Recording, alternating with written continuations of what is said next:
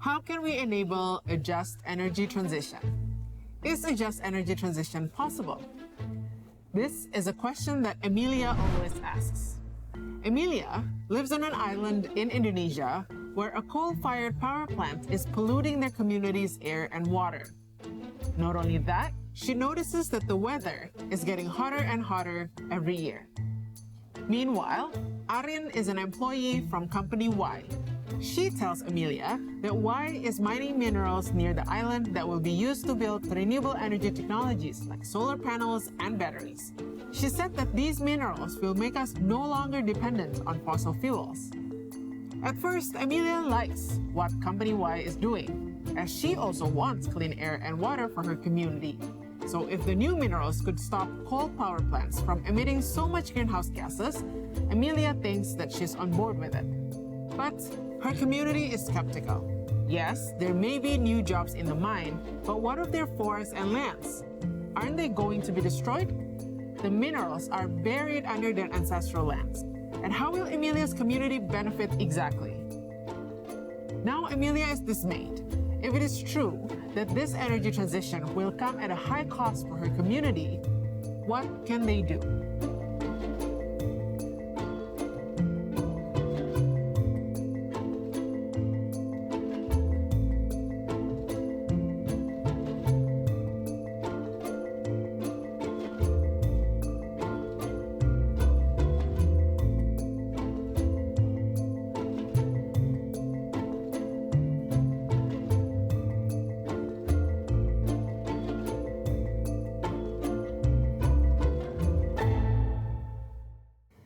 Communities across Asia, like Emilia's, have not experienced the benefits of Asia's energy transition.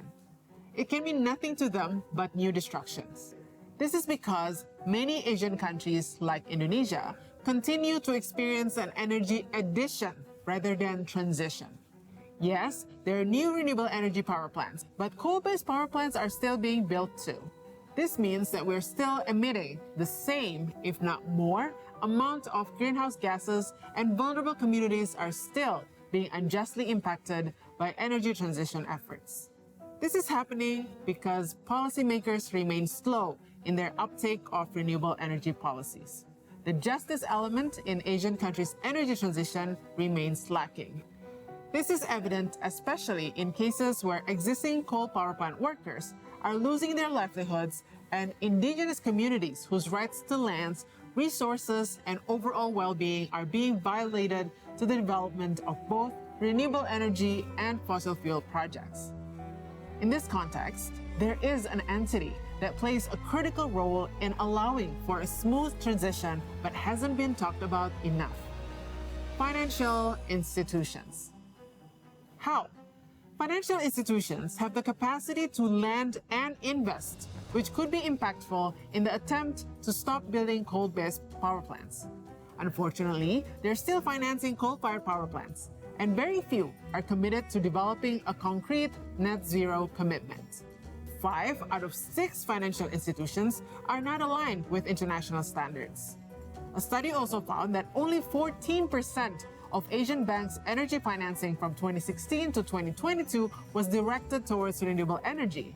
And as of 2022, only 21% of Asian investors supported renewable energy projects. There are, in fact, financing models being deployed to accelerate the transition away from traditional extractive and fossil fuel towards renewable energy in key Asian countries, but not without their own problems. This includes the loopholes to continue investing in coal, distributing finance as loans, not grants, as well as limited participation from affected communities. Indeed, Asian financial regulators have adopted taxonomies that indicate which technologies and activities should be receiving financing and which ones should not. However, they fail to indicate that coal investments are unsustainable and should actually be phased out. So policymakers, financial institutions, and other stakeholders need to do more to achieve a just energy transition in Asia that benefits everyone.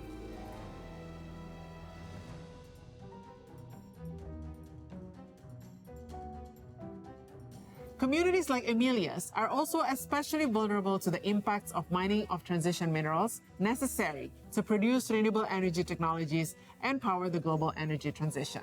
Transition minerals are a critical group of metals central to the production of renewable energy technologies, such as solar panels, batteries, and power storage infrastructures. Today, transition minerals like cobalt, nickel, lithium, graphite, manganese, and copper are growing in demand. A study even projected that the demand will quadruple from 7 to 27.5 million tons by 2040. With such a rapid growth in demand, the extraction of these minerals is already immensely impacting local communities at all stages of the supply chain. From mining and processing to disposal at end of life, many communities are already suffering. First, from forced evictions due to the expansion of mining operations. Second, toxic waste pollution, which causes irreversible harm to fishing stocks and livelihoods. Third, high levels of deforestation, which destroys biodiversity and local livelihoods. And finally, intimidation, especially towards activists and journalists who are monitoring energy projects and actually holding these people accountable. For mining to take place, in order to get just a little bit of mineral that's needed for the energy transition, a whole mountain, a whole vast area of forest has to be taken away. So just to get 1 gram of nickel, it takes away vast amounts of forests, and it means you're taking a whole village out of the map just to get very little amounts of minerals.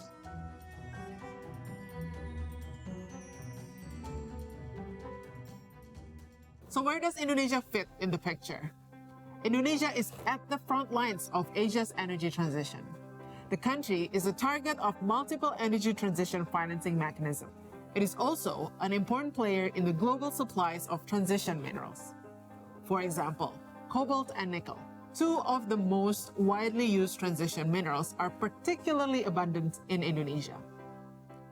The Central Sulawesi region of Indonesia has actually transitioned from being a major nickel oversupplier to becoming a hub for nickel processing and stainless steel production through the establishment of Indonesia Morowali Industrial Park, or IMIP.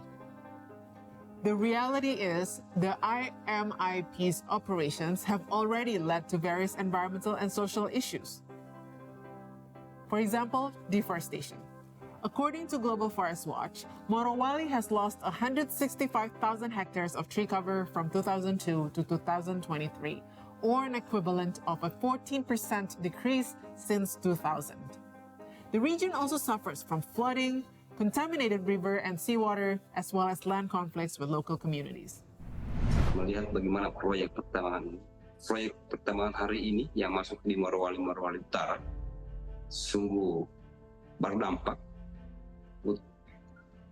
khususnya pada lingkungan, di mana mayoritas lingkungan hari ini sudah tercemar, di mana rata-rata mata pencaharian masyarakat di lingkaran dua kabupaten ini itu bergantung dengan mata pencaharian pertanian dan nelayan.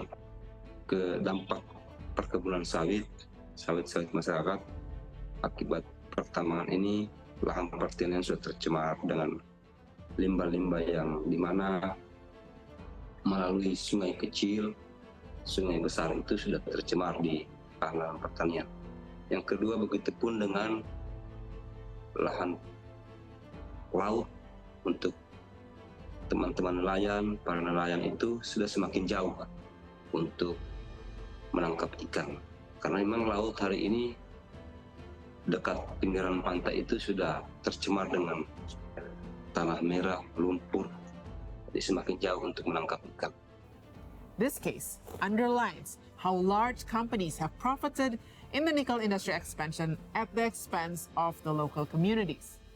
Not to mention that, as large firms are driven into higher value-added segments of nickel supply chain, they have also excluded and marginalized artisanal and small-scale mining groups and local communities. Kami tidak pernah memang dilibatkan untuk dalam pengambilan keputusan itu, untuk dilibatkan bagaimana mengambil kebijakan-kebijakan.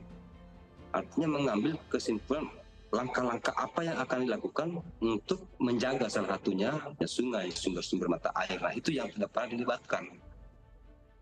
When companies haphazardly extract resources critical for renewable energy technologies, local communities are often forced out of their land and livelihood. This change disrupts the community's way of life, altering relationships and roles, including power dynamics and gender norms. Displacement often affects men and women differently.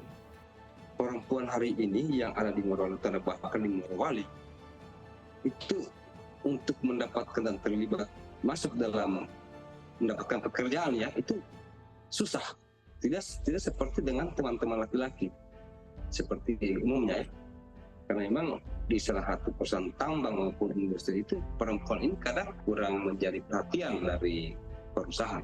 Banjir selalu terjadi dari hulu sampai hilir, dari Tawara, Tompira, bahkan sampai Tanauke.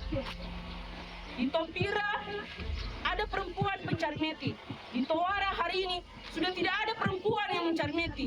Ingat, perempuan kehilangan dalam kejadian. Itu karena apa? Tidak ada evaluasi yang serius. Harusnya memantau dan mengawasi setiap lingkungan yang tercemar di daerah Morowali Utara. Unfortunately, in Indonesia and globally, mining companies face limited consequences when their business operations pollute rivers and waterways, causing tailing dam collapse or causes harms and ills to local communities. Despite having a robust mining codes and policies, many countries continue to struggle with the implementation and enforcement of these regulations. This leads to a lack of protection for local communities and a culture where corporate abuses often go unpunished. When the financial penalties are extremely weak in comparison to company revenues and profits, mining companies can't afford to ignore these risks. There are also questions about the vested interests of government officials in the mining industry, as well as impunity for corporate actors.